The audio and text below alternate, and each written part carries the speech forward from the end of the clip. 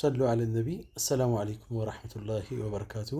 إمام الباني صحيح بهلوت حديث لي من يلالو نبي عليه الصلاة والسلام إن أثقل شيء في الميزان يوم القيامة الخلق الحسن يلالو.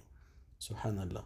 الله زند ميزان لي تلك بوتها يالو ميزان يمي دفع የቂያማ ቀን መልካም ስራ ነው ወይንም ደግሞ እንደ መልካም ስራ ሚዛንን የሚደፋ አንድም ስራ የለም ብለው ይናገራሉ።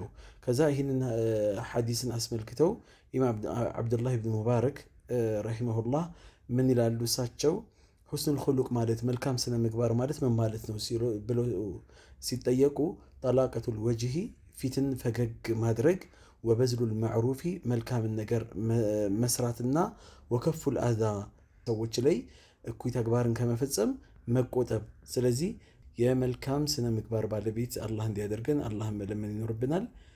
አላህ ይወፍቀን። ሰላም አለይኩም ወራህመቱላሂ ወበረካቱ።